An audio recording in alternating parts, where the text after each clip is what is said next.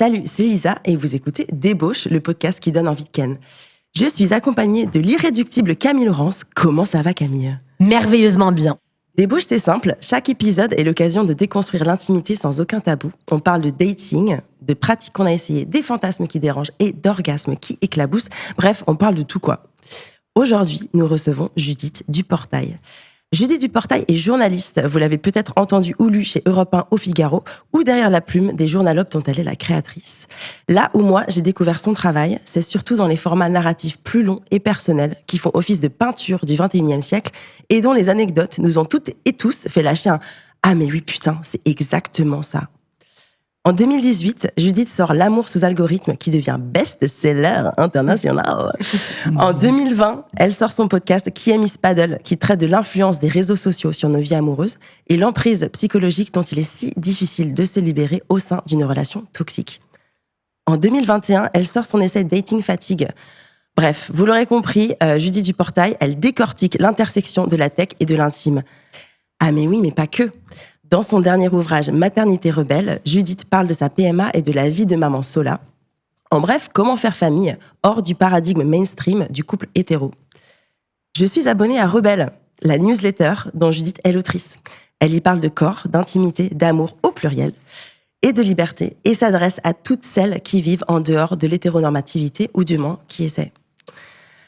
Bon, vous l'aurez compris, j'ai 1000 questions à lui poser. Allez, on y va pour la débauche. Je suis débauchée. Tu es débauché. Nous sommes des débauchés. Ceci est Débauche.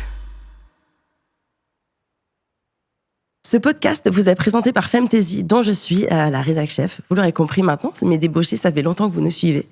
Alors Femtasy, c'est la plus grande plateforme d'audio érotique pour les femmes. Chez Femtasy, on fait des masturbations guidées, des histoires érotiques immersives, des sons de couples qui font l'amour et tout cela du plus vanille au plus hard. Alors j'ai une petite surprise pour vous, mes débauchés. Vous pouvez découvrir Femtasy gratuitement pendant 24 heures en vous inscrivant à notre newsletter. Le lien est en description de l'épisode. Bonjour Judith, comment ça va Judith ? Salut! Ça va nickel, je suis trop contente d'être là. Un peu impressionnée, mais trop contente d'être là. Attends, après toute ton intro, on a bien compris que t'étais une slasheuse et que t'en fais des choses quand même. Bah ouais, mais quand même, je suis toujours impressionnée. Oh, j'adore, ça reste humble. Et toi Camille, ça va toujours très bien ? Mais ouais, très curieuse de cet épisode et de toutes les discussions qu'on va avoir. Parce que c'est vrai que t'es slasheuse et puis sur des thématiques qui sont hyper variées. Donc, très excitée. Bah ouais. Alors, je pense que vous l'entendrez les auditeuristes, mais j'ai vraiment une voix cassée. Oui, mais ça te donne un sacré charme. Ouais, tu crois ? Ouais. J'espère que ça n'entachera pas votre expérience parce que franchement, cet épisode, je pense qu'il va envoyer du lourd. Pareil, si vous m'entendez renifler, c'est les épisodes d'hiver. Oh la vache, en galère. C'est vraiment sortez les clés, quoi. Ouais, c'est peut-être qu'il y a des fantasmes peut-être. autour de ça. Autour des fluides. Oui. Ah, mais j'en ai déjà parlé. Autour Moi, de les la fluides, Ah ça oui, m'excite de par la contre. morve. Ah non, par contre. Ah ouais. J'ai des limites. Non, je parlais plus sueur. Ah oui, d'accord. Oui. Tu vois. Oui. Ah, ça, j'aime beaucoup. Ouais, c'est quand même. Et d'ailleurs, j'ai lu. Oh, moi, ça digresse. Tout de suite, on part en tunnel. Il y a un bouquin qui s'appelle Kinks que j'ai trouvé assez fabuleux avec des nouvelles érotiques. Et il y a vraiment ce fantasme au début, on va dire, d'une expérience BDSM où les gens se crachent dans la bouche. Je déteste, moi, qu'on me crache dans la bouche. Moi, j'aime beaucoup. Ah ouais ? Je le demande souvent. Mais il y a plein de mecs qui le font sans te demander. Ah, mais ça, faut demander. Moi, c'est moi qui demande. Bien sûr, ça, si je te demande. Ouais, c'est moi qui le demande et j'aime beaucoup. Mais moi, ça m'est jamais arrivé. Ah bon ? Bah non. Je me suis dit. Mais tu sais, tu vois le truc en plus qui arrive au ralenti comme ça. Ah non, tu vois, ça me dégoûte, je sais pas pourquoi. Ah si. Moi, c'est limite un truc qui arrive au ralenti. Moi, je voyais plus un pas genre un. Bah, ça dépend de l'intensité du crash. En général, le premier, je ne sais pas, se met en jambe aussi. Mais ouais, je te jure. Ah ouais. Ah ben disons, je sais ce que je vais faire dans mon week-end. Entraînement. Ouais. Et du coup, comment s'est passée votre semaine ? Vous avez des tops et des flops à nous partager ? Tu commences ? Non, vas-y, commence. Ouais. J'ai 2 tops quand même. Oh, dis donc, bonne semaine. Bon, il faut quand même en cette période un peu compliquée d'hiver. Mais déjà, je fête mes 3 mois de sobriété. C'est pas vraiment un top de. C'est un vrai semaine, top, félicitations. Mais, ouais, je suis très fière. Moi qui étais une party girl invétérée, je continuais à faire la fête, mais ma santé mentale m'a un peu obligée à arrêter les abus et les excès, et ça a été une période très compliquée. Mais là, j'arrive à m'en sortir et à voir du positif. Et tu t'amuses dans les soirées quand t'es sobre? Je suis pas encore jusqu'à 5h du mat, mais en tout cas jusqu'à 2h. Et en fait, je finis par trouver un autre charme vraiment à la nuit, qui reste un terrain de jeu et d'expérimentation énorme pour moi. Et donc, je suis fière quand même. J'ai toujours cours. Ça faisait 20 ans quoi, que j'étais à fond dedans. Donc, voilà quoi, 82 jours grâce à I Am Sober. Donc ça, c'est le premier quand même que j'avais envie de partager. Et le deuxième, et je dis pas du tout ça pour te flatter, mais tu m'as beaucoup inspirée sur cette thématique. J'ai un copain, mais j'ai absolument pas envie d'avoir d'enfant pour le moment. Et j'ai fait les démarches, j'ai commencé les démarches depuis un mois et demi, de congélation d'ovocytes. Donc du coup, c'est un peu compliqué. Mais et c'est quoi le process là? Oh bah, il y a quand même pas mal d'étapes, mais bon, je trouve quand même qu'on a de la chance en France parce qu'on peut être super accompagné. Ah, et maintenant c'est remboursé en plus, non? Oui, c'est gratuit, ouais. C'est gratuit. Jusqu'à 37 ans. Exactement. Et en fait, je me suis du coup, dit, c'est fini. Ouais, après, tu te démerdes. Après, je pense que c'est autour des 2000-3000 balles, de ce que j'ai compris. En Espagne? Si tu dois aller en Espagne ou à Non, en l'étranger? France. Ah bon, Si c'est comme tu dois quand même payer? Mais tu payes. En gros, c'est gratuit après avant. 37 ans, d'accord, je savais pas que tu pouvais le faire. Je crois. Ah oui, tu peux le faire en clinique. Ouais. Bien sûr. Oui. Mais voilà, et comme ça, je serais libérée, parce que j'ai eu la fameuse discussion avec les copines. Et là, je me suis dit, ça y est, on y est. Où elle parlait, mais Camille, tu comprends, Nania. Et donc, en t'écoutant, parce que je te suis et ça m'inspire. Et donc, je me suis dit, j'ai la paix après pour un certain nombre d'années. Et je me dis, c'est fait, quoi. Wow. Donc, un corps sain, quoi. Qu'est-ce que je peux dire au frigo. Oui, exactement. Donc voilà, c'était pas des tops de semaine, mais c'était voilà des petits tops de mood en ce moment. Ah, je suis trop contente pour toi, Camille. C'est que des belles choses là. Oui. Wow. Et vous les filles? Bah franchement, à côté de toi, j'aurais l'air du trashouillesque, mais au possible, quoi. Mais moi, je me sens trop clean, donc salis-moi. Non. Salis-moi. Alors, je me chauffe la gorge pour... Non, je vais pas dire ça. Alors, du coup, j'ai eu une expérience assez intense lundi dernier. J'étais avec mon amoureux, on a rencontré quelqu'un, et j'ai ramené cette personne à la maison. Et j'ai fait un plan à 3 de 16 heures. Non! Oh, purée, la vache! Voilà. Nous voulons des détails. Alors, j'ai des petits détails qui sont pas glamour. Donc, on a rencontré cette personne en club. Donc, on était en train de danser, et puis c'est passé un truc. Et c'est marrant parce que je la connaissais déjà un peu d'avant, mais on n'avait jamais eu d'attirance un peu spécifique. Et là, comme d'habitude, il y a une sorte d'alignement des planètes où, dans un certain contexte, en général, moi, c'est à travers la danse. Voilà, de voir quelqu'un danser dans cet environnement transpirant, etc., quand t'es vraiment au bout de toi-même et que t'as pas envie, tu vois, t'es pas dans des modalités de j'ai envie que ce soit esthétique et d'être belle, mais j'ai juste envie de feel myself, tu vois. Et vraiment, je l'ai vu comme ça, je me suis dit, ok, waouh, il se passe un truc. Anyway, nos yeux se croisent. Et du coup, arrive la fatidique question de tu veux rentrer à la maison, quoi. Tu veux aller boire un verre à la maison. Donc canon, donc on garde un peu l'esthétique, il y a vraiment une vibe et tout, mais on s'est pas encore embrassé, il y a pas encore de truc qui s'est vraiment passé. Et puis on arrive, tu sais, je me suis dit oh non, le taxi ça va peut-être un peu cassé le mood. Alors pas du tout. C'est vrai que parfois le taxi ça peut te oh là là, voilà. T'es là. Et après t'arrives à la maison, t'es là. Je suis crevée. Parce que j'ai envie d'aller prendre un bain. Voilà. Est-ce que vous étiez toutes les deux ou est-ce qu'il y avait il y avait mon amour, ouais, il y avait Michael. D'accord, ok. Et on est rentré je pense que j'ai eu la chance, c'était juste 8 minutes de taxi, donc ça a quand même gardé un peu. En plus, on était un peu serré. C'était encore assez hot. Il était 4h du matin. Ah, ça va encore. Parce que, genre, s'il commence à faire jour, 6h, ça peut. 6h, 7h, là, tu commences à te dire qu'est-ce que je fous là. C'est clair. Ouais, voilà. 4h, t'es encore dans la nuit, t'es encore un peu enrobé par. Mais on arrive chez moi, et là, je vois qu'il y a, déjà dans la rue, devant chez moi, et je vois qu'il y a, c'est un peu le zbeul, quoi. Donc je me dis, ok, il y a eu, par terre, il y a plein de trucs, il y a plein de débris. Je dis, il y a dû avoir un accident. Je monte chez moi, j'ouvre mon robinet, pas d'eau. Et en fait, il y a eu un accident. Il y a une voiture qui a tapé un poteau et ça a soulevé une partie des pavés du trottoir. Ça a pété. Ça a pété c'est clair, c'est un film, ton histoire. Vous savez pas ce qui s'est encore passé. Et du coup, ça a fait péter un tuyau, quoi. Enfin, pas un câble, mais genre voilà. Et ça veut dire qu'il y avait pas d'eau dans tout le quartier. Donc, il faut se dire que nous, ça fait 4 heures qu'on a dansé, que je pue comme un rat mort, que cette personne, en plus, elle était là depuis plus de, je crois, de 12 heures de danse. Hein. Ça fait 12 heures qu'elle est dans ce club. T'as juste qu'une chose, t'arrives, t'as envie de boire un verre d'eau, boire un thé, prendre une douche et d'aller aux toilettes. Et elle arrive dans mon appartement, il n'y a pas d'eau. Ah, il n'y a pas de chasse d'eau. Il n'y a pas de chasse d'eau, il n'y a pas de chasse d'eau. Donc moi, pour créer une ambiance sexy, alors qu'on pue tous, qu'on peut pas se laver les dents, qu'on peut pas faire pipi, Du coup, moi, j'envoie mon mec. Bon, va acheter des bouteilles d'eau parce qu'il faut qu'on se démerde. Le problème, c'est que c'est tout le quartier qui est allé acheter des bouteilles d'eau. Du coup, ce qui reste, c'est des petites bouteilles de Perrier. Vous êtes lavé avec du Perrier? Du coup, c'est la petite toilette de chat, des aisselles et tout, avec des bouteilles d'eau pétillante. Mais franchement, c'était absurde. Et du coup, de lui dire, franchement, je comprends si tu veux partir là. Franchement, je comprends de ouf. Et j'adore, c'est hyper. Ça commence comme un début de film. Bah ouais, mais c'est un scénario catastrophe mélangé à un film de. Bah ouais. En fait, c'est hyper sexy de se laver à l'eau gazeuse. Un peu, il y a un truc hyper festif. Moi, je n'ai que du Perrier. C'est ça. Et ça faisait un peu ambiance vraiment dans notre cocon, dans notre petit monde, quoi. Et c'est aussi un petit peu, pas un test, tu vois, mais je me suis dit, si la meuf, elle est là, bah, tu sais quoi, je m'en fiche, quoi. Traversons cette épreuve ensemble. Ben, c'est un bon signe, tu vois. Et pour le coup, elle était juste là. Mais alors, moi, des bars. J'adore. Et donc, forcément, bah, on a passé 16 heures ensemble parce que c'était trop bien, quoi. Et puis, qu'il y avait vraiment une vibe. Petit à petit, on s'est fait des massages. Et puis, on a fait du sexe, c'était trop bien. Et vu que c'est 16 heures qu'il faut quand même qu'on change un peu d'environnement, on a même construit un fort. Oh là là. Tu sais, on a mis les draps et 30 ans, 32 ans, 37 ans et on a fait un putain de fort. Oh là là. Vous avez sorti les grands enfants. On a pris les draps, on a fait un château fort, on a mis des bougies à l'intérieur. Fais gaffe les bougies avec les draps. Non, mais s'il te plaît là.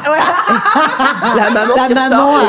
Alors pas les bougies proches d'une source. Et l'eau est revenue. En fait, au moment où on s'est dit bon, elle va peut-être rentrer à la maison, l'eau est revenue. Du coup, on s'est dit l'eau est revenue, on dirait Kirikou, quoi. Il y a eu une nouvelle vibe, quoi. Parce que du coup, maintenant, on avait de l'eau et c'est trop con, tu vois, même à partir du moment où on a de nouveau eu l'eau courante, c'était tellement précieux. Tu vois, bien sûr. Tu veux bien sûr un verre d'eau. Ouais, c'est ça. Moi, je me suis dit, est-ce qu'on ferait pas du thé? Et on a pris une douche et tout. Enfin, t'es juste là, mais refait. Et du coup, c'est reparti pour un tour.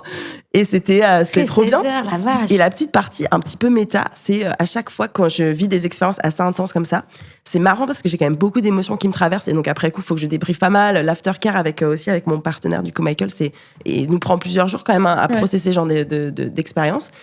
Et je sais que j'ai toujours au fond de moi cette partie de honte d'être excitée par le fait de voir mon partenaire faire l'amour avec quelqu'un d'autre.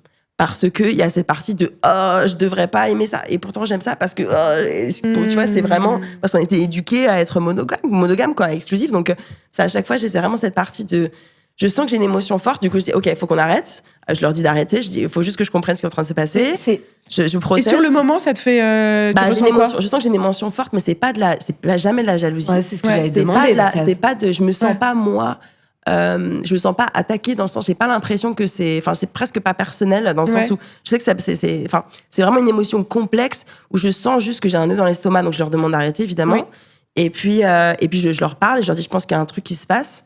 Il faut qu'on recommence un petit peu doucement. Et puis là, je peux réussir à mettre des mots, donc je verbalise en même temps que ça se passe. Et je dis, ah oui, en fait, je crois que en fait, ça m'excite et je pense que je suis un peu gênée, en fait, du fait que ça m'excite, parce que ça me paraît être... Parce que je pense que t'as une forme de honte, mais qui a été drainée par des schémas qui sont complètement... complètement, mais je pense que ça doit être tellement tellement fort de voir ça que tu dois être dans un mélange. Enfin, moi, en tout cas, je me projette, il y aurait un mélange de douleur. Enfin, moi, en tout cas, je pense que ça me ferait du mal. De jalousie, puis aussi d'excitation, de fascination. Enfin, moi, je pense que ça me ferait câbler, quoi. Enfin, il y a un truc, il y a beaucoup de choses qui se passent, mais je trouve ça sublime de réussir à pouvoir vivre ça, dépasser ça, vivre ces aventures-là, en étant en plus... Dans le cadre de ta relation amoureuse, c'est quelque chose de... C'est pas donné à tout le monde, je pense, de réussir à en arriver. Complètement. Moi, pour moi, ce serait impossible, quoi. Ouais, et je respecte ça complètement. Tu vois, je ferais vraiment pas l'apologie des relations ouvertes, quoi que ce soit, parce que je pense vraiment pas que ça marche avec tout le monde et je pense pas que ce soit une solution si ton couple va mal. Ne fais pas ça. Anyway, c'était mon top qui nous a pris bien 10 minutes. Il était valait la peine. C'était fou, non? Voilà. Et du coup, toi, Judith, dis-nous tout. Est-ce que le top, c'est obligé d'être un truc sexuel? Non, pas du tout. Non, de toute façon, parce que j'ai pas... En fait, moi, c'est pour ça que je suis un peu impressionnée de venir. Parce que, on va y venir, je pense, mais moi, en ce moment, j'ai pas trop de vie sexuelle. Mais j'avais trop envie de venir quand même parce que j'aime le podcast. Et puis, j'ai quand même eu une vie sexuelle dans ma vie. Elle a existé. Je vous jure. Et je suis à un moment particulier, du coup, d'être jeune maman, en plus de jumeaux. Donc, c'est un moment où je réfléchis beaucoup à comment redonner de la place à de la sexualité dans ma vie. Mais du coup, tout ce que j'ai raconté, ça a un rapport avec mes bébés. Donc c'est peut-être un peu chelou, Non. mais du Mais coup pas mon du tout. top c'est juste que j'ai fait 3 nuits de sommeil d'affilée. Et que, franchement, c'est jouissif quoi de dormir, en fait de dormir sans interruption pendant plusieurs heures. Quand on n'a pas de bébé, on se rend pas compte, mais Ouais. en vrai, profitez-en quoi. C'est fou comme t'en reviens en fait à des besoins des primaires, besoins quoi. primaires, Genre dormir, exactement. qui pour nous est un peu, enfin, Mais qui c'est a ça. pas d'enfant. C'est qu'en C'est fait, évident. tu dois remplir les besoins de ton enfant, et dans mon cas, mes enfants. Et les tiens, ils passent après par la force des choses, parce que bah eux, ils peuvent pas survivre tout seuls. Mais du coup, c'est une espèce de lutte. Enfin, peut-être pas une lutte, mais Bah, si, de pas quand dormir, même. c'est une lutte, quoi. Ouais, de quand même réussir à caser tes besoins dans la prise en charge des leurs. Du coup, c'est un délire, quoi. Et donc, j'ai découvert une nouvelle technique. Je la dis parce qu'il y a peut-être des mamans qui écoutent. En anglais, ça s'appelle le Dream Feed, le biberon des rêves. Mais toi, tu l'as appelé le biberon sauvage, ce que je trouve très C'est joli. de ça, des ambiances, quoi. Ouais, voilà, c'est ça. C'est de donner un biberon à mon bébé quand il est endormi. Quand moi, je vais me coucher, je lui donne un biberon vers 22h, parce que je me couche tôt, hein, vers 22h dans son sommeil. Et donc, il le boit en dormant, il se réveille pas. Et grâce à ça, en fait, il tient jusqu'à 6h, 7h. Et donc, j'ai pu dormir grâce à ça. Et c'est ça mon top, le biberon des rêves. Ah, mais sublime. Ouais. Franchement, ça vaut clairement mon plan plan à 3 trésors.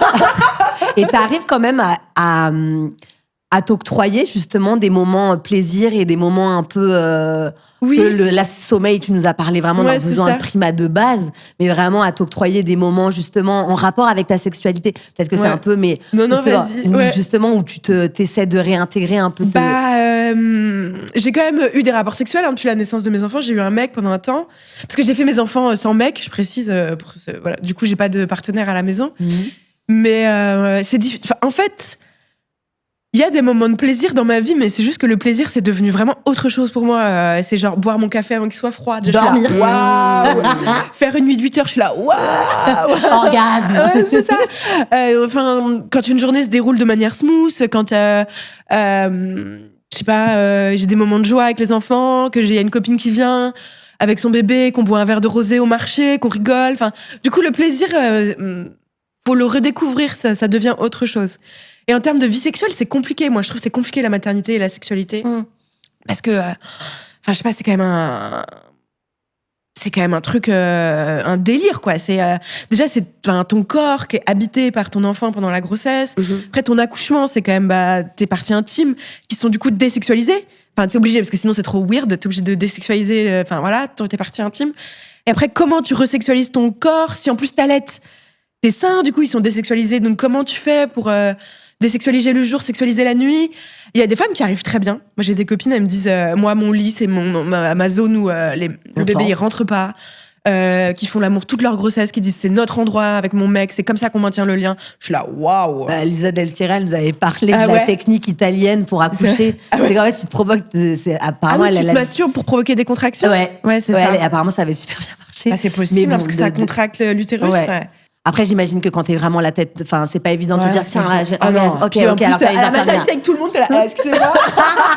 Oui, mais c'est mon intimité, Ouais, en voilà, fait, je c'est donne ça, des j'ai orgasmes. le là. womanizer, là. Enfin, faut être dans un kink particulier, je sais pas, la douleur, la lumière, enfin, peut-être. Hein. Mais il y a un truc, enfin, moi, je trouve ça compliqué de faire cohabiter tout ça, toutes ces identités. Pour donner un exemple concret, ça va peut-être paraître weird, mais donc j'ai eu une petite histoire d'amour de quelques mois l'été dernier. Et il y avait un truc, on se voyait à la journée, du coup, quand les enfants étaient à la crèche. Donc voilà, tu passes l'après-midi avec ton mec et tout. Et ça va peut-être paraître bizarre, mais le fait de faire du sexe, puis après de prendre mes enfants dans mes bras, de leur faire des bisous, j'avais peur de les salir. Ok. Ah, ok, Tu vois, intéressant. c'est trop bizarre. Et après, je me disais, mais non, t'as rien fait de mal, t'as rien fait de sale. C'est pas sale de faire l'amour. Mais il y avait un truc, quand même, tu vois, ils sont je sais pas, Tellement pur. tellement enfin, purs. Et en même temps, moi, je suis pas impure. Mais Ouais. malgré tout, ça te Ouais. traverse l'esprit. Mais je pense. Je pense que c'est propre aussi à la petite enfance, où ça Ouais, passe je pense beaucoup que par c'est le corps, où t'es quand même, t'as l'impression un peu de leur appartenir, même si pas complètement. Il y a un truc où ils arrivent, ils te prennent dans les bras. Enfin, tu vois, c'est toi, ton consentement, il n'existe pas trop avec tes enfants. Maman, est-ce que je peux Ouais, voilà. Non. Non. Je pense que mais c'est un moment de vie vraiment particulier, je trouve, pour faire cohabiter tout ça. Ouais. Mais ça me travaille, tu vois, je sens que ça me travaille la nuit, je fais que des rêves de cul, mais tout le temps. Ah ouais, ça c'est vraiment quand on est. Ouais, moi ça m'arrive quand je suis Je sens que tu vois, la chaudasse en moi, elle me dit putain. Là, il faut agir. Agile, tu m'as Une oublié, idée. meuf. Et je suis là, bah oui, je sais, ma chérie. Attends un peu. Je te promets, quand je dormirai, quand ils seront grands, je te retrouverai une belle place. J'adore. Les rêves érotiques, t'en fais beaucoup, toi? Bah, je sais que j'en fais à un moment où généralement c'est un point où mon corps me dit si t'en es vraiment à faire des rêves érotiques, viens, agis. Et j'essaie dans les 2-3 jours d'avoir une petite partie de jambes en lèvres parce que je sais que ça veut dire que mon esprit. Petite partie de jambes en l'air. Camille, la fait très boumeuse. Ou un sexe sauvage de 16 heures, ça va, qu'est-ce que tu veux? Chacun J'avoue, j'ai quand même mis des standards là, hein, faut pas ça. Merde. Ok, bah canon. Alors du coup, j'ai mes petites infos intox. Alors c'est très simple. Info intox, c'est moi qui partage certaines affirmations et c'est à vous de me dire, Judith et Camille, si vous pensez qu'elles sont vraies, donc info, ou si elles sont fausses, intox. Allez, vous êtes partante? Ah oui. Ok, c'est parti. Alors, d'après l'enquête sur le contexte des sexualités en France, en 2023, les femmes de 18 à 69 ans déclarent 7,9 partenaires sexuels en moyenne au cours de leur vie, et les hommes 16,4. 7,9 pour les femmes, 16,4 pour les hommes. Info ou intox? Je buzz. C'est bon, je l'ai. On n'est pas dans... C'est pas ça le principe. Alors, vous y croyez? Vous en pensez quoi? 7,9 pour les femmes, 16,4 pour les hommes, et l'âge, c'est 18-69 ans, donc c'est quand même une grosse partie de la vie, quoi. Je pense que c'est une info dans le sens où c'est vraiment ce que dit l'étude, mais que c'est une intox que tout le monde ment. Ah, je suis d'accord avec toi. Que les femmes, c'est beaucoup plus. Et les hommes, je sais pas comment ils mentent. Mais en tout cas, 7,9, je pense que... C'est quoi ce virgule 9? C'est-à-dire une personne, elle compte moins 0,1, genre t'es pas vraiment... Je te compte, mais je te compte pas parce que je suis à demi. Enfin, vas-y. C'est moyenne, Camille. C'est pour ça que ça marche, les moyennes. Oui, ils devraient revoir leur calcul. Moi, je dirais info. Mais alors, à chaque fois, parce qu'il y a eu tout le débat, moi, j'avais fait un micro-trottoir sur les body count, donc c'est une thématique que j'ai beaucoup... Ouais. Non, mais ce mot, déjà, body count, déjà, ce body concept, count, en fait, comment on va l'appeler, juste amoureux ou partenaire? Le nombre de partenaires, ouais. Voilà. Et peut-être parce que moi, j'ai été énormément amenée à faire des rencontres, mais ça me semble si peu dans une vie, quoi. Ça voudrait dire 3 partenaires tous les 20 ans. Enfin, je suis nulle en calcul, mais ça me semble si peu. Et franchement, je suis choquée parce que moi, ça me paraît beaucoup. Ah ouais? Bah ouais, hein, et vraiment, j'ai lu les commentaires du coup des gens qui réagissaient en fait à cette enquête. Et effectivement, la plupart du temps, les gens sont vraiment là. C'est une info, effectivement, oui, c'est une info.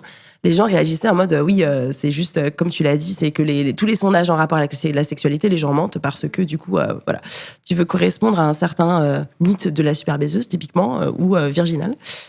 Alors moi, ça me paraît beaucoup. Parce que, franchement, quand je regarde autour de moi...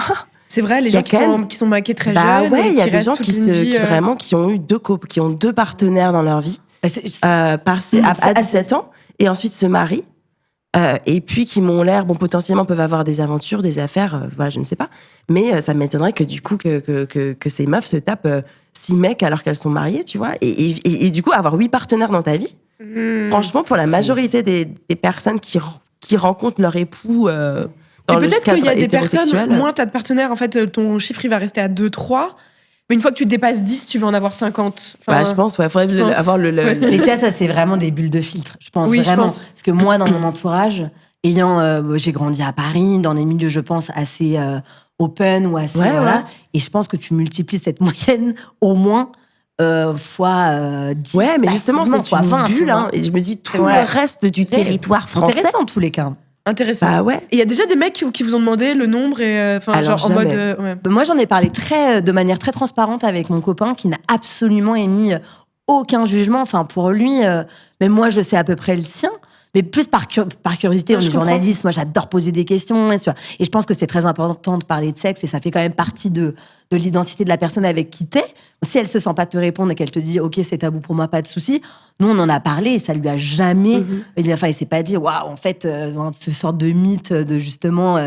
de Thaïs Descuffon qui disait qu'à partir du moment, en fait, tu donnes des sortes de phéromones qui fait qu'en fait, toi, tu mais what the fuck, quoi. Donc non, et les hommes, c'est combien? C'était 16,4, ouais. Ça, c'est marrant, même cette différence, finalement. Tu Elle vois, est ça voudrait dire que énorme, les hommes, enfin, tu vois, on le double. Donc, ça serait un peu autorisé de manière. Ah bah ouais. complètement, oui. Ah tu ouais. vois, aussi qu'il y ait le Et nombre ça, de j'ai partenaires. vraiment du mal à y croire. J'ai l'impression que c'est moins. Ouais, moi aussi, je pense que Parce les que femmes c'est vrai. minimisent et les hommes Ouais, maximisent. D'accord. Franchement, il y a tellement de Parce que mecs autour 16 de de moi. moyenne. Ouais. Je me dis, toi, clairement pas. Ouais, c'est ça. Genre, vraiment, tu le sens, quoi. Vous êtes, Ça je dépend, sens ouais. vous demander du tout et, Et en s'ils étant comptent intrusif. les rapports tarifés? Ouais, c'est bon point. Ah, Ça, je pense pas que les gens le déclarent. Hein. Ouais, je pense pas non plus. Ouais, c'est vraiment à prendre avec une Ouais, grain c'est of ça. salt, as we say. Tu voulais poser une question non, mais Camille c'était vraiment très indiscret, en fait. C'est quoi J'allais c'est- vous demander, c'est est-ce beaucoup que trop vous de êtes personnes. proche de cette fourchette? Comme ça, c'est une manière d'amener. Est-ce que vous êtes plutôt au-delà de cette fourchette? Oui. Ouais, moi aussi, plutôt- je la dépasse, oui, quand Ah même. oui, Attends, quand même. on a Ok. une vie, quoi. Vous me rassurez. Enfin, pardon, je veux pas shamer les. Non, mais c'est vrai, dans la quand t'as eu des fourchette. histoires très longues, moi, j'ai eu que 2 histoires. Aussi, c'est pour ça, c'est des parcours Mais bien de sûr, vie. c'est des parcours de Complètement, vie, en 2 fait. histoires de 3 ans. J'en ai 32. Enfin, évidemment que tu Bah vois, oui, si t'as une entre-temps, période un peu célibataire, un peu ouais. wild, ça va. Enfin, je sais pas, tu fais quelques rencontres. quelques sorties. Ouais, c'est Quelques ça. sorties. Je vais prendre mon pain et puis J'adore. voilà. Sorties nocturnes, quoi. On s'était J'adore tous compris. tes euphémismes, mais pas si j'en enlève Voilà. quelques sorties. Ouais, ça y est, j'ai passé le cap, c'est horrible. Ok. Alors, d'après le même rapport, donc toujours le contexte et sexualité en France, qui est sorti en 2024 et qui du coup donne des chiffres sur 2023. En 2023, 32,9% des femmes et 92,6% des hommes de toujours 18 à 69 ans déclarent avoir déjà pratiqué la masturbation. Donc, est-ce que c'est vrai? Est-ce que c'est faux? Info intox, 32% des femmes, 92% des hommes ont déjà pratiqué la masturbation. Je sais pas. Non, info. Ah, moi, j'aurais dit intox. Ok, allez-y, expliquez-nous pourquoi. Pourquoi tu crois pas, Tu Camille? commences? Bah, en fait, je pense que la masturbation féminine, c'est de moins en moins tabou, mais en Ouais. fait, ça reste un immense tabou encore. D'accord. Dans Ok. plein de milieux. Ouais. Bah, moi, j'ai l'impression que justement, la parole se libère considérablement et qu'on est quand même, tu vois, de moins en moins à mentir, tu vois, concrètement. Oui, on a bien sûr que nous aussi, on aime se faire plaisir. Bien sûr que nous aussi, on a trouvé plein d'outils. Maintenant, si tu regardes quand même Instagram, les trucs, les womanizers, Ouais, mais c'est partout. pareil, effet bulle de filtre, je pense. Peut-être bulle de filtre. Moi, je dirais quand même plus pour les femmes. J'espère. Pas Oui, non. tu as raison, Camille. Oh, yes! Bonne nouvelle, Le bonne verre à nouvelle. moitié Je suis vide, le verre contente à d'avoir tort. Pardon. Vas-y, on essaie de donner un pourcentage. Tu dirais quoi? 50%? Ouais, 60. 70. Purée. Mais c'est énorme, 60, carrément. c'est Alors là, Bah, je suis- bon, moi, je suis à la ramasse. Ah ouais. Mais ouais, Bah, ouais, du coup, bah, ça y est, bah, quoi, bah. bulle de fil. Pas du tout. pas du tout. 70%. Ça m'étonne quand même. Ouais, Parce que, 72,9%. C'est bien. Ah ouais. Ouais. Et du coup, là, donc, ça a forcément évolué au cours du temps. Donc, en 1992, on était à 42,4% des femmes qui se déclaraient, c'est déjà masturbé. Encore une fois, déclarées. Mais hein. avec quoi, du coup, en 92, il devait y avoir vachement moins de spectre. Mais si t'avais un montage sur les catalogues de la Redoute, en fait, ils vendaient des sextoys en disant que c'était des masseurs pour les muscles. Ah, les sortes de pylônes, Ouais, voilà, un c'est peu ça. qu'on a. En fait, ouais, ils disaient que c'était des masseurs pour les muscles. Et en fait, les meufs, elles Ouais, étaient pas c'est- cons, tu vois. Donc, en 2006, on était à 56,5%. Et puis, on a atteint les 72% en 2023. Donc, c'est plutôt de la balle. Est-ce que c'est à cause de Femtasy? Je ne sais pas. Par exemple. Et chez les hommes, en fait, on est vraiment au-delà des 80% depuis 1992. Donc, c'est quand même quelque chose qui est clairement moins stigmatisé. Ok, alors, on change un petit peu de registre. Dans la nouvelle édition du dictionnaire de l'Académie française, qui vient de sortir, Bon, bah, hein, dis donc. on y retrouve le mot fellation, mais pas le mot cunilingus. Info What? intox. Ah, pardon. La réaction du cœur, quoi. Pardon, en fait. Non, intox, forcément, il y a le mot cunilingus quand même. Et c'est très tard pour mettre le mot fellation. Oui, pareil, Enfin, c'est vrai que c'est très J'ai envie de te dire déjà. Oui, ça arrive déjà, en 2023, c'est pas une Bah nouvelle oui. pratique quand même. Non, c'est clair. Toi, tu dis quoi? Intox. Moi, je dis. J'ai envie de te dire info, quoi, comme d'habitude. Enfin, déjà, s'ils en sont en 2023 à mettre fellation, peut-être que cunilingus arrivera en 2050, tu vois, le temps qu'ils ingèrent l'information. Je sais pas. Eh bien, Camille, encore une fois, tu as raison. C'est une info. C'est moi, T'es la meilleure à ce jeu, quoi. Vert. Alors oui, alors du coup, je donne un petit peu de contexte. En fait, le dictionnaire de l'Académie française, c'est vraiment un dictionnaire un peu officiel, comme on l'entend, de l'Académie française. À côté de ça, tu as les dictionnaires commerciaux. Hein, les Hachette, Larousse, etc. Donc c'est différent. Les dictionnaires commerciaux, on a des nouvelles éditions qui sortent de façon annuelle. Le dictionnaire de l'Académie française sort tous les 30 ans. ans, les enfants. D'accord. Et on passe à peu près, donc c'est les académiciens, donc voilà, je n'en dirai pas plus sur la démographie de ces personnes-là, mais donc une lettre, pour faire les définitions d'une lettre, ça prend à peu près 1 an. Donc, ce qui se passe, c'est que la langue évolue tellement vite que potentiellement, ils ont donc cette édition qui est sortie là, c'était des mots, les premières lettres de l'alphabet sont des lettres qui sont quand même sorties, sur lesquelles ils ont travaillé dans les années 80-90. Et qui, du coup, maintenant, sont forcément plus actuels.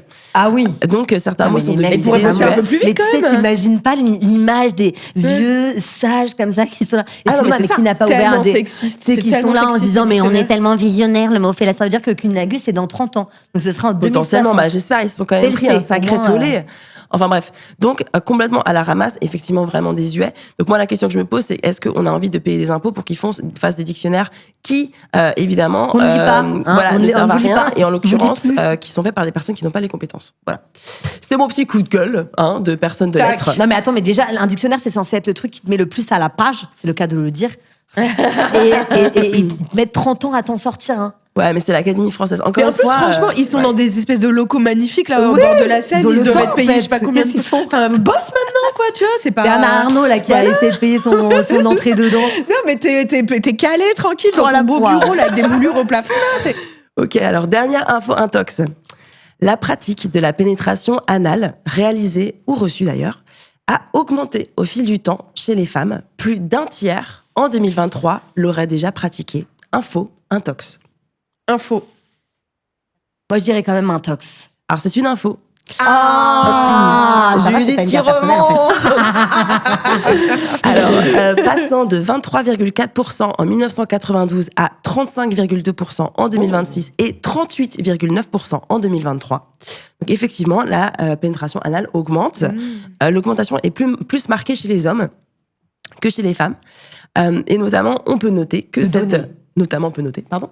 Qui la donne. Et oui, D'accord. on n'en est pas encore là, Ouais, dans la c'est vrai. déconstruction. Je disais, Waouh. Ouais. Alors, cette pratique est intégrée plus tardivement dans le répertoire sexuel, surtout chez les femmes, parce qu'on peut voir justement qu'elle est plus pratiquée chez les personnes âgées de 30 à 39 ans que chez les personnes Ça de m'étonne 18 pas. à 29 ans. Donc, c'est quand même quelque chose qui vient un peu plus avec l'expérience. Alors, l'anal se démocratisant, donc pour le meilleur et pour le pire, j'ai envie de dire, puisque ça a aussi inspiré Bruno Le Maire, qui nous parle de sexe anal dans son roman Fuite américaine, parce que oui, effectivement, donc le ministre a aussi écrit aussi de la fiction. Ah, ça va, j'ai des frissons de cringe. Et t'as eu un petit... Frissons de cringe. un J'ai frisson, peur. un frisson de cringe, oui, effectivement. Donc, vous en avez peut-être entendu parler, mais du coup, Bruno Le Maire parle de sexe anal dans un de ses livres et fait d'ailleurs compter son personnage à la première personne et raconter ses ébats avec une certaine Julia. Et je me suis dit qu'il fallait quand même que je vous le lise. Alors, vous êtes prêtes ? Ah oui, Vas-y. c'est le métaverse. En vrai, je pense que vous ne devriez pas, Oui, parce non. que personne n'est jamais prêt pour ça. Alors, il écrit, j'ouvre les guillemets. Il lui arrivait de soulever son t-shirt gris pâle pour exhiber ses seins. Tu as vu comme ils sont gros aujourd'hui ? Tu as vu Oscar ? Elle le retirait totalement, dévoilant dans le creux de ses aisselles des petits points rouges comme des piqûres de moustiques.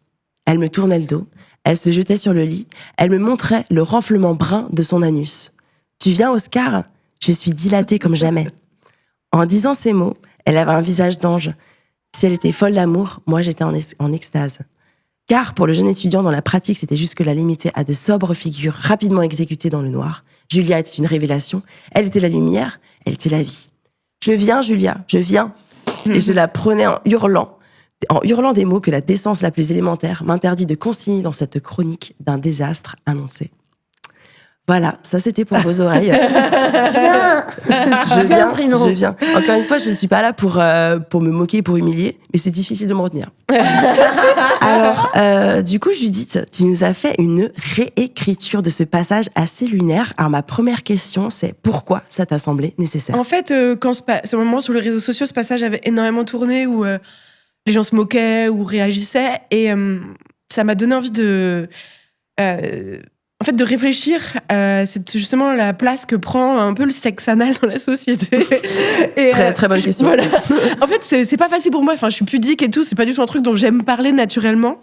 Mais en fait, ce dont je me rends compte, c'est que c'est devenu un peu le synonyme d'humiliation ultime des femmes ou d'un truc, en tout cas dans le porno mainstream. Enfin, il y a deux choses, il y a ça. Et puis il y avait ce texte qui me paraissait complètement à côté de la réalité, mais totale, quoi. Mais totale. De ce que c'est vraiment, en fait, la sexualité et la sexualité anale dans la vraie vie avec une vraie femme. Et puis c'est pas juste, allez, viens, je te montre mon cul et viens. Enfin, c'est pas possible. Dilaté comme Jaja. Ouais, dilaté, Non, direct. les fesses sont dilatées. Ouais, voilà. Bien Et du coup, j'ai eu envie de réécrire une scène de sexe anal d'un point de vue female gaze. Et pour raconter ce qui, moi, me semble être la réalité, en fait, de ces moments-là. Et qui sont un peu l'inverse de l'image qu'on en a d'un truc hyper violent, dominant et tout. Parce que moi, je pense qu'on est beaucoup dans ce cas quand même, les fois où t'es suffisamment en confiance, en fait, pour avoir ce type de pratique. C'est des moments, moi, que j'ai trouvé toujours très, finalement, doux, en fait. Beaucoup plus doux, finalement, qu'une pénétration, entre guillemets, classique. Et qu'elle est hyper intense. Parce que c'est pas rien. Enfin, moi, je trouve, en tout cas...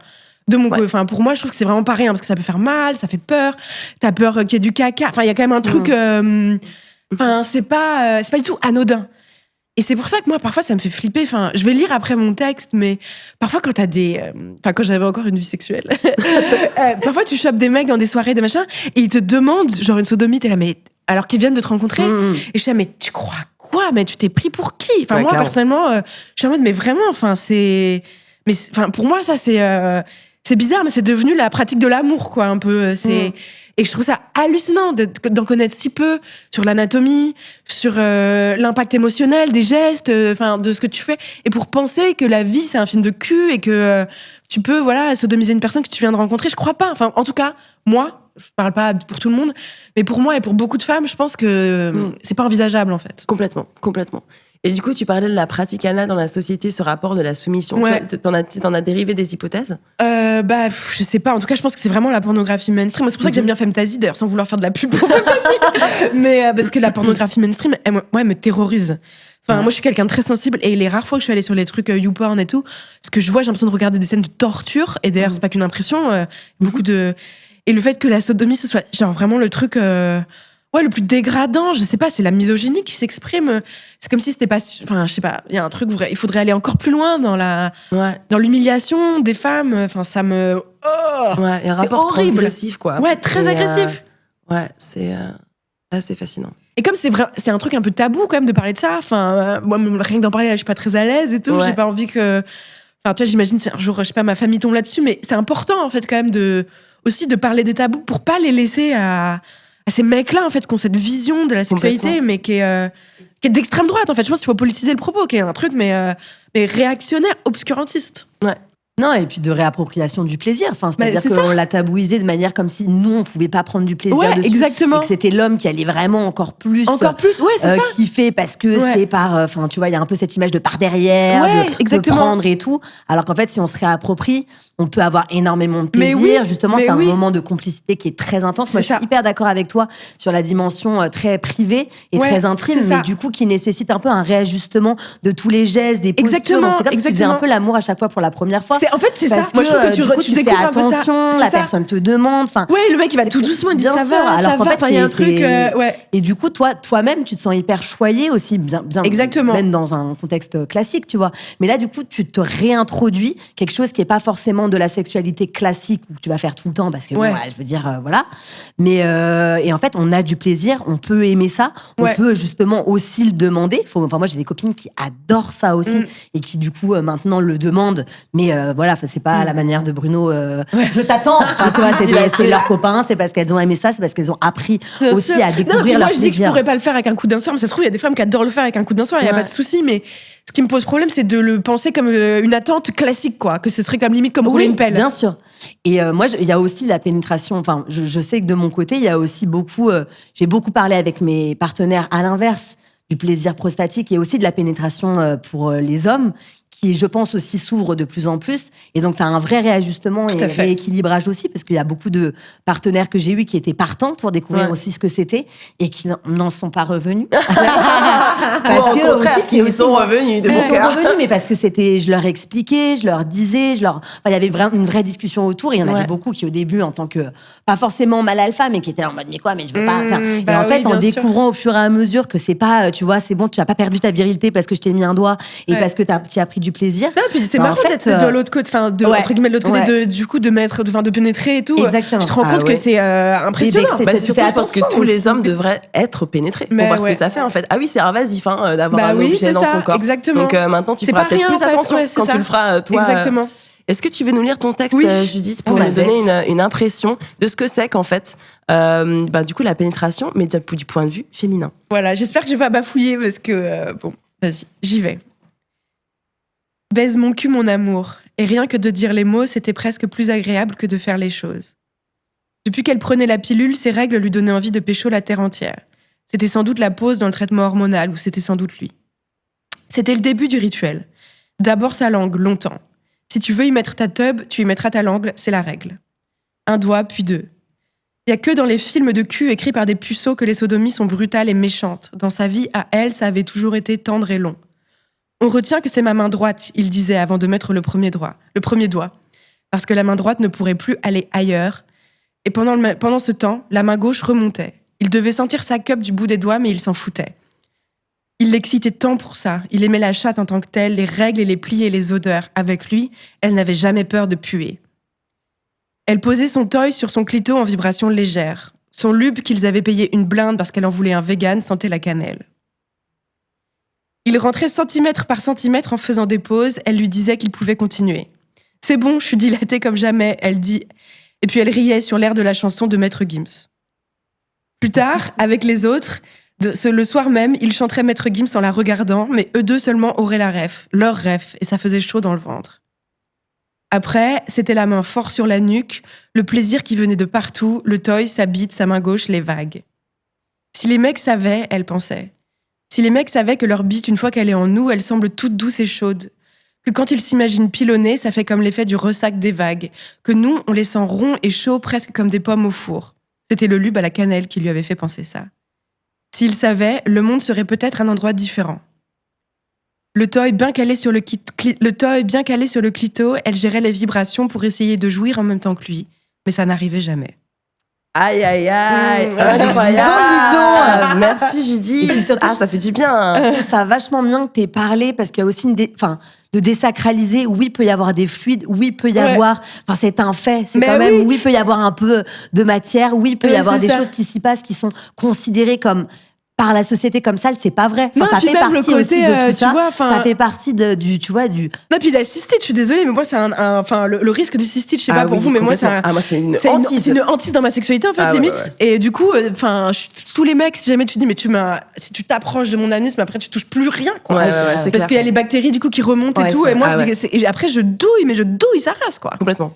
Ouais. Et en fait, je trouve on a tellement besoin de parler davantage de ça, parce qu'on n'est pas des poupées avec des corps sans réaction, quoi. Et c'est pas rien, en fait, après de souffrir, de prendre un antibiotique. Enfin, ça a un impact, en fait, sur ta vie, ton travail, tout. Enfin, bref, ça m'énerve. Ouais. Et comment t'en es venu à l'écrire? C'est parce que justement, t'as m'a vu trop la énervé. dichotomie entre la vérité. Ouais, ça m'a trop énervé ce mais- texte. Puis je me suis dit, mais en fait, mais est-ce qu'ils ont vraiment rencontré des femmes? Est-ce qu'il a déjà rencontré Ouais, une c'est ça. femme? Ouais. Est-ce qu'il a déjà fait l'amour avec une femme vraiment? Une Est-ce femme qu'il qui s'est est là, intéressé dilatée. avec une vraie femme qui du coup qui a peur d'avoir une cystite ou je sais pas comment ça se dilate un vrai anus? Comment tu Enfin, prépares aussi? comment Comment il y a tu la préparation prépares? aussi autour Ouais, de... comment enfin ouais, c'est ça. Est-ce que t'as Franchement, vraiment si t'es dilaté sans stimulation, faut que t'ailles consulter quand même. Mais hein. c'est ça. Ou alors je sais pas, t'as bu du poppers? Enfin, Mais oui, c'est ça. T'as vu quoi? C'est carrément ton début à la discussion, c'est parti. ouais. Enfin, il y a un truc. Enfin, je me disais, mais c'est de la fiction, mais totale, quoi. Ouais, complètement. C'est très inspirant. Ouais, merci Judith. Et c'est un Franchement, chouille excitant. waouh, ça T'as va. vu, très Ouais, bien, un petit- t'écris un très petit bien. chouïa. Mais moi-même, je me suis auto-excitée. J'étais putain, vas-y, c'est pas. Faut que je chope, c'est pas possible. Inspiré d'une histoire vraie. Ce que j'ai écrit, oui, bah, c'est un mélange de souvenirs. Enfin, ouais, bah oui. Bah oui. Par contre, j'ai pas de lube à la cannelle, mais ça m'a donné envie d'en trouver. Ouais, moi aussi, je me suis dit, vrai, c'est ça dans serait Noël. Noël. Ce serait Noël, ouais, voilà. En bas du sapin, tu sais. Ouais. Ok, ben franchement, quel moment. Quel moment cette petite lecture. Il faudrait qu'on en fasse un petit rituel. Alors, dans la newsletter que tu écris, Rebelle, hein, donc je suis abonnée et franchement, j'invite tout le monde à le faire parce que c'est vraiment la meilleure décision de ce dernier mois. Alors, tu couvres beaucoup de sujets.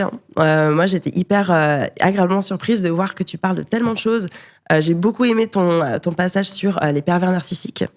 Lorsque tu parles aussi de vouloir maigrir, est-ce grossophobe, ça m'a aussi vraiment pris au trip. Récemment, j'ai vu que tu as écrit aussi Comment être féministe et hétéro. Qui a d'ailleurs été inspiré par tes abonnés qui t'ont posé la question. Ouais, donc trop bien. En plus, on peut te poser des questions, tu réponds. Trop bien. J'adore cette interaction. Alors moi, il y en a un en particulier, un billet, un essai, qui s'appelle « Mais qui a encore envie de Ken ?» donc qui est une très très bonne question qu'on se pose toutes aujourd'hui, je pense. Du coup, dans ce billet, tu dis qu'après MeToo, ça t'arrive encore de choper, mais moins souvent. Tu dis rester sur tes gardes. Et donc moi, j'aimerais bien parler de ça, en fait, sur le fait d'être un peu tout le temps en alerte. Est-ce que tu dirais, toi, que MeToo, en cristallisant le continuum de violence envers les femmes, et en incarnant la culture du viol, nous a rendues hyper vigilantes? En fait, moi, dans ma vie personnelle, il y a eu un double événement. Donc, il y a eu MeToo qui s'est déroulé. Et en même temps, j'ai eu une relation très toxique, celle que je décris dans Miss Paddle. Donc, les deux se sont un peu mélangés dans mon esprit. Et moi, au début, MeToo, ça n'a pas du tout impacté ma libido parce que je trouvais ça génial. Enfin, je trouve toujours ça génial, d'ailleurs. Attention, je trouve ça une révolution féministe. Mais ce qui m'a vraiment... Parce que là, pour le coup, ce qui m'a plus du tout donné envie de pécho, c'est la réaction de certains hommes face à MeToo qui disent ah bah maintenant, si je te drague, tu vas aller au commissariat. Enfin, ce genre de la réaction défensive de certains qui ont tellement pas compris ce qui se passait, ce qui se jouait, qui vont dire on n'ose plus rien faire. Je suis là, mais comment ça, tu fais pas la différence entre faire des avances ou une agression sexuelle? Enfin, c'est vraiment si compliqué pour toi. C'est qu'il y a un problème, quand même. Enfin, je sais pas. Et du coup, je trouve que de voir que pour toi, c'est une révélation, une relecture de ta vie personnelle, un moment historique incroyable, et que pour certaines personnes en face, pour les hommes d'hier, c'est une contrainte supplémentaire de se dire ah bah maintenant, il faut demander pour tout. En fait, ça me crispe. Bah, bien sûr, ça me crispe. Et tu te dis, et du coup, tu sais jamais trop à qui t'as affaire. Tu te dis, mais de quel côté il est, lui? Enfin, est-ce qu'il considère que mon consentement, de devoir obtenir mon consentement, c'est pénible? Est-ce qu'il considère que c'est pénible de respecter qui je suis? Donc, ouais, forcément, pour moi, ça a eu un impact, un gros impact.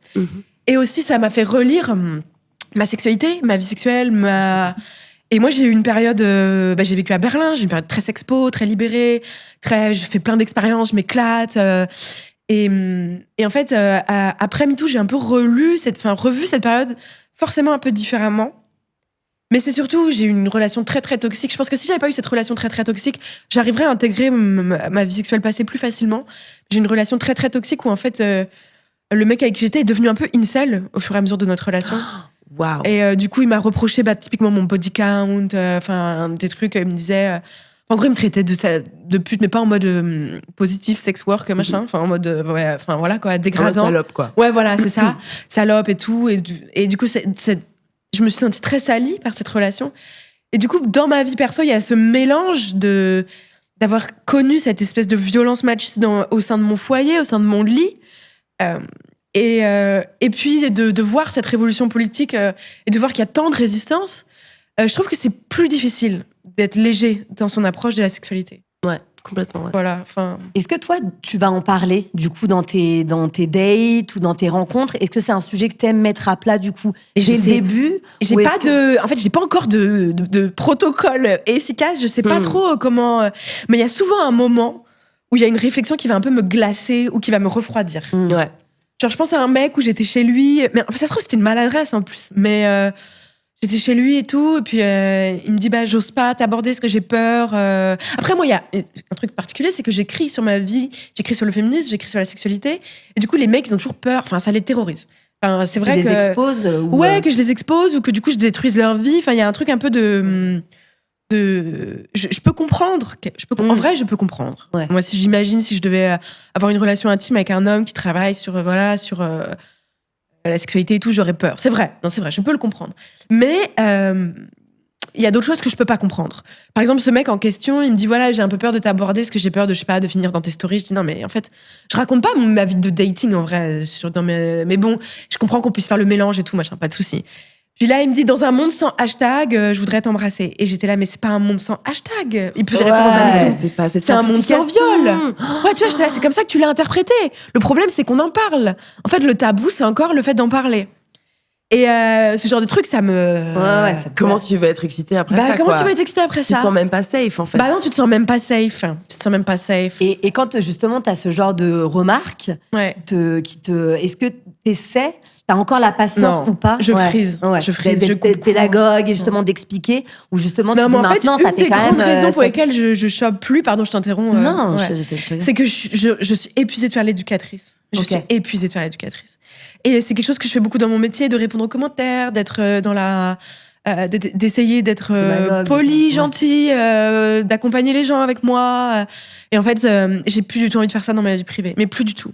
Du coup, ça écrème. Mais ça écrème. Et ça peut être là, pour lui par exemple, ça a été motif de rupture. Motif- après. En fait, c'était même pas. Ouais. Enfin, tu sais, genre, Ouais, c'était la c'était fin. même pas pécho, mais là, du coup, ça m'a coupé direct. J'ai dit, bon, en fait, je vais rentrer, tu vois. En fait, je vais rentrer. Mais je trouve ça compliqué parce qu'en fait, j'ai aussi l'impression qu'on est beaucoup à avoir énormément réfléchi sur les questions de la sexualité, à y avoir mis beaucoup d'intelligence, de conscience. Et que pour certains hommes, en tout cas, c'est comme si c'était un déshonneur de faire ça, dire non, mais c'est bon. Enfin, il y a un côté un peu, je sais pas, qui sont pas au niveau. Je suis désolée de le dire comme ça, mais je trouve qu'il y en a beaucoup qui sont pas au niveau. Mhm. Et ça, et moi, ce que tu dis sur le fait de revenir sur ces histoires passées, et sur, Ouais. moi, je me suis dit, mais comment j'ai pu laisser passer, tu vois, les trucs de mecs qui te ramènent en soirée alors que t'es vraiment un déchet. Enfin, le Ouais, nombre de fois que je me suis réveillée en walk of shame, et c'est moi qui appelais mes potes en mode j'ai trop honte, j'espère que j'étais pas trop ridicule. Enfin, ce ouais. nombre de postures, tu vois, où on voyait, enfin, je veux dire, c'était vraiment quotidien. Moi, j'avais l'impression que dès qu'on sortait, on buvait. Enfin, malheureusement, hein, ne le faites pas. Ou on sortait beaucoup. Et le nombre de fois où je me rendais même pas compte et je conscientisais même pas, parce qu'il y avait même pas de questionnement encore qui était arrivé sur le fait que c'était ultra limite.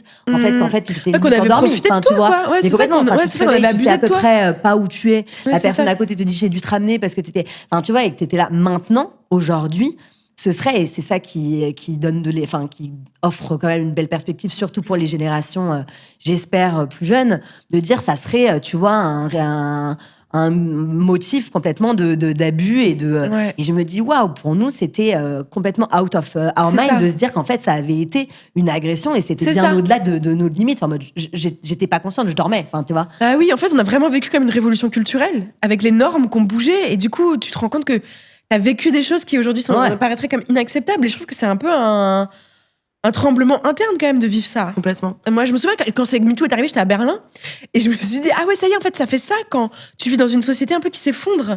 Ça Ouais. devait être ça, le mur qui, de vivre la chute du mur, ça devait ressembler à ça, je pense un peu. Ouais, je pense qu'on a vraiment minimisé ce que ça fait, en fait, de te rendre compte, de porter une nouvelle lumière Oui, c'est ça. sur des années, en fait, Exactement. d'expériences intimes ou sexuelles, quoi. Et enfin, genre, toutes ces femmes qui, en fait, se disent, putain, Ouais. genre, qui doivent Ouais, genre, ouais, faire qui processer, refont, en fait. le cheminement exactement. de toute leur De- vie. de- Et de- j'imagine en fait de- qu'il y a beaucoup d'hommes qui se disent putain en fait j'ai été un agresseur, Ouais, bah, mais qu'ils j'espère. n'arrivent pas à le Ouais, dire. Et c'est pour ouais. ça qu'ils sont tellement sur la défensive. Ouais, bah, À dire c'est parce qu'il y a un truc hyper violent de Attends, se dire. c'est la enfin, guerre entre les femmes, les je hommes vais et pas les les. femmes. Bon, j'ai pas non plus envie de les câliner parce que c'est violent de se rendre compte que t'as été un agresseur. J'imagine qu'il y en a certains qui sont pas trop cons et qui se disent ah ouais c'est chaud quand même. Mais bon, enfin il est temps aussi de regarder les choses en face pour eux quoi. Complètement, ouais. Et tu parles beaucoup de ton histoire personnelle, hein, du coup, forcément, dans tes biens en général. J'aime trouver plein d'anecdotes et tout. Et tu parles, du coup, de cette domination masculine et d'ailleurs aussi des traumatismes qui ont fait que tu es justement dans cet état d'alerte dont on parle lorsque tu dis que tu es sur tes gardes. Tu parles de différents types de violences. La violence perverse, la violence victimaire, la violence objectivante. Donc moi j'adore les labels, ce qui est marrant pour une personne queer, mais je vous assure j'adore les labels en fait. Ça me permet aussi, vraiment de j'aime bien. structurer ma pensée. C'est ça. Mais est-ce que tu pourrais nous en dire quelques mots de ces types de violences? Pourquoi ça a été important pour toi de mettre En fait, les mots j'ai dessus? voulu comprendre, analyser mes différentes rencontres avec la violence machiste. Ouais. Et du coup, est-ce que c'est Virginie Despentes qui dit voilà, il faudrait qu'on ait 50 mots pour décrire les nuances de viol. Désolée, c'est un peu dark, hein, du coup, mais. Ça fait partie Et, de- et je pense que c'est vrai qu'on a besoin, en fait, de. Enfin, moi, en tout cas, j'avais besoin de mieux saisir ce qui m'était arrivé et de moi faire un peu une gradation personnelle. Parce que c'est pas du tout pour minimiser la souffrance des autres, mais en tout cas pour moi comprendre ce qui m'était arrivé.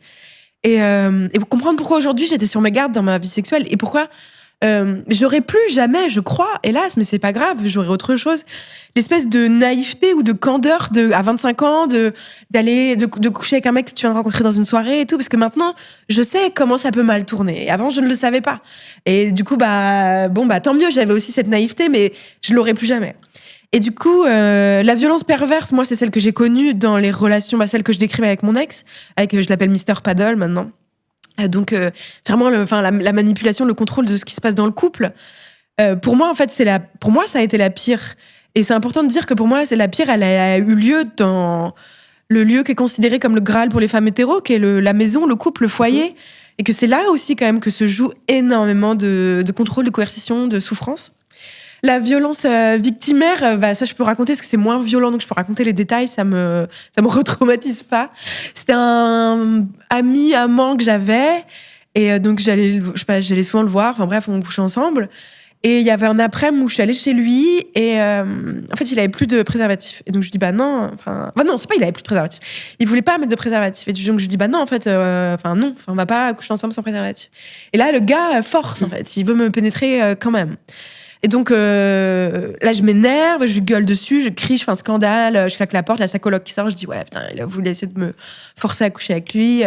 Je pars, hyper vénère, mais bon, sur le moment, je le vis pas si mal que ça, parce que j'étais contente d'avoir réussi à dire quelque chose. Puis je me prends un café, il faisait beau, je me dis, bon, allez, vas-y, la vie continue. Et après, le gars m'envoie des dizaines de messages. Je lis pas, parce que j'étais quand même très en colère. Je lis pas. Puis en fait, les dizaines deviennent des vingtaines. Enfin, j'en pouvais plus. Ouais, c'est ça. Et en fait, le lendemain, il m'appelle. Et en fait, il m'appelle en pleurs. Il me dit, je supporte pas que tu penses que je sois un violeur. Et il voulait que je lui remonte le moral, en fait, de m'avoir forcé à coucher avec lui. Et moi, d'épuisement, je disais, allez, je sais que t'es pas une mauvaise personne, t'as juste une mauvaise action. Enfin, un truc de genre, je cède, en fait. Je le réconforte. Et cette conversation, je me suis vue de l'extérieur. Je me suis dit, mais c'est quoi ce délire? Complètement. Le côté enfantin, où c'est toi en plus qui dois prendre le rôle de mère. En plus, je dois le rassurer, tu vois. En plus, il peut tellement pas assumer ses actes, et en plus il peut tellement pas appeler un pote. Appelle ta psy, rends-toi compte que t'as fait de la merde, et mais me mets pas en plus la charge de devoir te réconforter. Et ça, je me souviens, j'ai une brain freeze, et je me suis dit, mais dans quel monde je vis? Où est-ce que j'habite? Ah non, mais c'est l'enfer. Est-ce que c'était vraiment sincère comme démarche, je pense, ou est-ce que c'était parce qu'il s'est dit en plus c'était de un ça, larmoyant, je pense qu'il était là, mais c'est horrible ce que j'ai fait. Je supporte pas qu'elle pense ça de moi, mais et en fait, sans faire de comparaison, mais au procès Mazin, il y en a plein des mecs qui chouinent, en fait. Et je trouve que la violence machiste, elle a ceci de terrible, c'est qu'en plus après, elle arrive en 2 actes, je trouve. C'est que le premier acte, c'est l'agression, et le deuxième acte, c'est la pleurnicherie. Jérémiade. Ouais, la jérémiade. Et ça, je trouve que c'est une composante de la violence machiste qu'on n'analyse pas suffisamment. Je pense qu'on est combien aujourd'hui à devoir réconforter la personne du mal qu'elle nous a fait. Il y a une sorte de culpabilité après de voir la peine de l'autre qui finalement, en fait, toi te remet dans ton rôle, dans un conditionnement de femme où tu te dis, je vais encore gérer, je vais encore ça. Exactement. En fait, tu te reconditionnes à dire, c'est moi qui... Enfin, tu vois, t'as une sorte de culpabilité de voir une personne affaiblie et faible, et en plus qui te montre soi-disant vulnérable. Je pense qu'il était sincère. Et je comprends que c'est horrible de se rendre compte de ça, mais dans ce cas, appelle ta psy, appelle tes potes. Me fais pas porter ça à moi en plus. Oui, c'est très facile. Enfin, déjà, le pardon, c'est quelque chose, c'est un processus qui est long. Oui, tu vas et le sort du lendemain. Alors qu'il y a aucune réflexion derrière, mais en mode, ça y est, j'ai réfléchi cette nuit. Non, en fait, rappelle-moi dans 2 semaines quand tu auras bien vu les trucs. Laisse-moi le temps aussi, tu vois. Laisse-moi le temps, quoi. Ouais. Ah non, mais franchement, moi, ça me rappelle plein de choses. Moi, c'est aussi dans des relations toxiques, vraiment, de mecs qui, en fait, tu leur dis que quelque chose t'a blessé, donc tu arrives déjà à verbaliser, à vocaliser le fait que c'est un problème, et le mec va dire, ah ben tiens, ça me fait de la peine que tu me dises ça. Et voilà, et t'as fait retourner la situation, c'est de nouveau, c'est vraiment ton... Maintenant, c'est à propos de toi, en fait. Et maintenant, il faut que je te console, alors que c'est toi, de base, qui a fait une connerie, tu vois. Mais putain, mais franchement, et je m'accroche à mon siège, parce que c'est vraiment... Je déteste ça. En plus, le plus. Il y a tellement de mecs aussi maintenant qui font des thérapies, ce qui est quand même vraiment génial. Et vraiment, super, merci, continuez. Mais bon, en général, tu payes quand même tes psys. Et les psys, parfois, ils te disent pas que t'es une mauvaise personne quand même. Ils veulent que t'ailles mieux, que tu te sentes mieux dans tes baskets. Mais bon, moi, j'ai combien de mecs qui utilisent aussi le langage thérapeutique. Et du coup, en disant, ah, mais non, mais du coup, il faut que tu me laisses de la place à mes émotions. Et donc là, il faut que tu m'écoutes. Et il faut que tu acceptes et que tu accueilles mes émotions sans jugement. Jamais gros, mais en fait, là, on est en conflit. Donc, à un moment donné. Je vois très bien ce que tu veux dire. En fait, une instrumentalisation. Absolument. C'est ça, quoi. Du coup, Voilà, je suis partie. Ça m'a réchauffée là. Je suis en fièvre. Et puis la violence objectivante, en fait, c'était un exemple où c'était. Je suis désolée, c'est hyper dark. Hein, enfin, mais t'excuses pas. En fait, c'était un ami à moi. En fait, on était tous invités à un mariage et il y a 3 femmes qui ont dit en fait non, on veut pas qu'ils viennent à ce mariage parce qu'il nous a agressés sexuellement, il nous a violés. Et c'est allé loin quand même parce qu'après il y a eu une plainte déposée à la police, etc. Et donc moi je me suis demandé que faire avec cet homme, que faire de mon amitié. Et la conclusion à laquelle j'en suis arrivée, c'est qu'il faut absolument dire quelque chose. Parce que si le viol, ça a aucun impact, aucune conséquence dans la vie des gens, entre guillemets, personne va s'arrêter de violer. Il faut que, si tu te rends, si ça change rien à ta vie, les gens ils vont pas s'arrêter. En fait, on s'interdit pas de commettre des actes mauvais juste par grandeur d'âme. On le fait aussi parce que ça a des conséquences, parce qu'on va avoir honte, parce qu'on va perdre des amis. Enfin, c'est comme ça, c'est la nature humaine. On est comme ça. Donc, je me suis dit bon voilà, il faut que je lui en parle, faut que je vois. J'en parle avec lui. Et puis je me disais, s'il est dans une démarche quand même de, je sais pas, de pardon, de travail sur lui, est-ce que c'est le moment de le lâcher? Pas sûr. Enfin, je me suis quand même beaucoup posé la question et donc j'en ai parlé avec lui.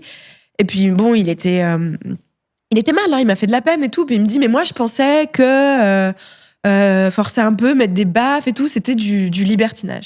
Je me suis pas posé la question, je me suis pas posé suffisamment la question. Et il l'a dit franchement avec beaucoup de sincérité. Hein. Mais je me disais, en fait, c'est ça, la domination, c'est je ne me suis pas posé la question. C'est juste le fait de se dire, la personne en face, je vais pas me poser la question de comment elle le vit, de comment ça se passe, de quelle est sa réaction. Soit elle va m'alerter en hurlant, en pleurant, soit c'est bon, c'est que tout va bien. Et en fait, je pense que on a tellement peu d'éducation sexuelle et tout, que pour beaucoup, en fait, la sexualité, c'est ça. C'est juste... Je tente, et puis si ça hurle pas, je continue. Et alors que, en fait, quand tu t'intéresses à la psychologie humaine, ça se passe pas comme ça. Les gens, souvent, quand ils sont violentés, en fait, ils frisent. Ils n'arrivent pas à dire. Et il faut se poser la question. En fait, juste le fait de dire « je ne me suis pas posé la question », c'est déconsidérer l'autre. C'est considérer que c'est un objet, une figurante, et quelqu'un qui est à ton service. Et ça, en fait, ça m'a glacée de l'entendre dire ça, parce qu'il l'a dit avec beaucoup de naturel, de sincérité. Et je me disais, mais en fait, mais on est qui pour ces mecs-là? En fait, j'avais l'impression qu'on était... On est quoi? Ouais, on est quoi? Exactement. En fait, j'ai l'impression qu'on était des Alexa. Une espèce d'assistante sans conscience. Ouais, tu vois, qu'on était juste... et donc, c'est pour moi... Et du coup, de mettre les mains dans mes rencontres malheureuses avec la domination... avec la violence machiste, ça m'a permis de comprendre pourquoi aujourd'hui mon désir il était plus du tout aussi je sais pas fluide et jaillissant, d'aller un peu vers un mec juste parce qu'il est beau ou parce qu'il m'attire. En fait non, maintenant j'ai besoin d'aller vers les hommes qui ont un peu conscience de tout ça. Et voilà, les mecs d'aujourd'hui, les mecs de demain, j'espère qu'il y en aura davantage. J'espère que aussi les normes vont changer, ce qui vont faire que même ceux qui n'ont pas envie de le faire, ils vont être un peu obligés de se poser la question. Mais je trouve que c'est un moment difficile. Je sais pas comment vous trouvez, vous êtes toutes les deux maquées, ça me donne un peu d'espoir. En fait, sans recouper exactement, mais parce que tu disais, ils s'en rendaient pas compte et tout. Ouais. Et il y a une autrice, je pense que vous la connaissez, Chloé Thébault, son livre Désirer la violence. Je trouve qu'elle explique extrêmement bien comment dans soit les figures pop, soit dans notre éducation, on a grandi vraiment avec un imaginaire et que ce soit dans les films, en peinture, dans des BD, dans une multiplicité d'images qui légitiment une forme de violence. Et c'est vrai que tu vois, c'est des scènes, elle reprend en fait des scènes cultes, par exemple celle dans l'auberge espagnole où t'as Romain Duris qui dit mais comment je fais, elle veut pas qu'on se pécho, c'est Judith Godrèche, et t'as son amie qui est lesbienne, qui est en jouée plus par, c'est Judith Godrèche, maintenant avec du recul tu te dis en plus c'est son amie Cécile de France qui lui dit mais faut que tu forces, c'est ça qu'elles aiment bien, faut que tu forces, je promets, même si elle te dit non tu la prends. Et en fait nous c'est un de nos films cultes, tu vois, l'auberge espagnole, et elle en fait elle reprend tous les sortes de films cultes en t'expliquant en fait on a grandi en se disant c'est normal, ça n'excuse en rien les comportements abusifs ou quoi que ce soit, mais en fait ça explique au prisme d'exemples précis. Grise, tu vois, Grease, je ne sais pas. Enfin, il y a plein de films en fait qui sont un peu nos films cultes d'enfance, et on a grandi parfois en ayant l'impression que c'est normal. Les hommes aussi, malheureusement, nous aussi. Et je pense que MeToo aussi offre un vrai regard. Et toi, tu l'as éduqué ton mec, ou enfin tu as dû lui apprendre tout ça? Franchement, j'ai énormément de chance parce qu'il est extrêmement déconstruit de base. Il est beaucoup plus vieux. Hein. Il a bientôt 47 ans. Son anniversaire est dans 2 semaines. Mais aucun rapport. Mais il est extrêmement hyper déconstruit. Il est ultra dans l'écoute, dans le partage, alors qu'il est encore génération au-dessus, tu vois. Donc il a vraiment grandi avec les carcans. Mais les peut-être que trucs. du coup aussi le fait d'être un peu plus âgé, t'as un peu plus d'expérience, de sagesse. Enfin, je sais pas. Ou est-ce que c'est une éducation qu'il a eue? Je pense aussi. Je pense que quand tu grandis avec des sœurs ou que t'as des amis meufs, t'as une vision des femmes quand même. Enfin, je sais pas. Ouais. Parce que parfois, je pense que c'est pas ceux qui ont lu les plus de bouquins ou qui se disent féministes. Au contraire, même.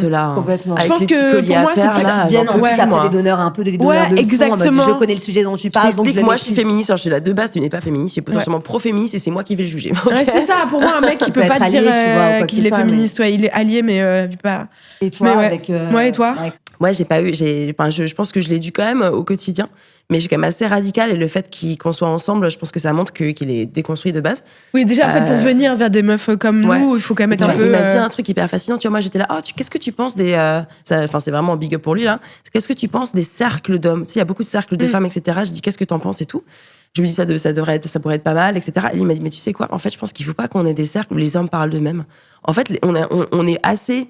Enfin, on pense assez à notre gueule, en fait. Donc, si t'as envie de faire quelque chose pour que les hommes puissent explorer une autre part d'eux-mêmes et réfléchir et se déconstruire, fais-leur faire, des choses pour les autres. Envoie-les, tu vois, tu vois, à la soupe populaire, etc. Et fais-leur ensuite même lire les livres de femmes, réfléchir à ce que c'est notre vécu. Et le fait qu'il m'ait dit ça, je me suis dit tiens, là je me suis fait un petit j'étais un petit peu là genre green flag, de ouf. Alors moi j'aimerais juste vous lire un passage qui m'a secoué de ton dernier billet. J'espère que tu vas me pardonner parce que j'essaie de pas faire de boucherie avec tes mots. Alors j'entends celles qui vont me dire que chez elles c'est différent, que leur amant est fantastique. Je les crois. Moi aussi, j'ai fait l'expérience de sexualité partagée, belle et égalitaire. Mais hélas, quel était le prix à payer pour cette égalité sexuelle? Mes meilleurs amants ont toujours été des hommes qui m'ont manqué de respect par ailleurs, qui voulaient m'imposer des relations ouvertes, qui me maintenaient en galère, ne répondaient pas à mes messages, refusaient de m'avouer leurs sentiments. J'ai cru que j'étais problématique attirée par les bad boys. Non. Je vivais dans une société patriarcale sans suffisamment de conscience. Ces hommes rééquilibraient juste le rapport de pouvoir. Si on était égaux au lit, il fallait reprendre la main ailleurs. Et alors ça m'a mis les larmes aux yeux. Parce que vraiment, j'ai eu un moment de prise de conscience totale, quoi. Merci Judith, quoi, d'avoir mis des mots là-dessus. Merci beaucoup, merci à vous deux, merci Camille. Merci à toi. Merci à Judith. C'était un plaisir. C'était fabuleux. Et puis c'était Débauche, présenté par Femtasy. Vous savez ce qu'il vous reste à faire, hein. Vous commentez, vous mettez des likes, vous envoyez cet épisode à une copine, même à un copain, à une copaine, quoi, n'importe quoi. Et si vous voulez découvrir tout Femtasy gratuitement, vous pouvez, pendant 24 heures, il suffit de vous inscrire à notre newsletter. Le lien est en description de cet épisode. On se retrouve bientôt pour un prochain épisode. Abonnez-vous à Rebelle, la newsletter de Judith Duportail. Allez, bisous, ciao, ciao.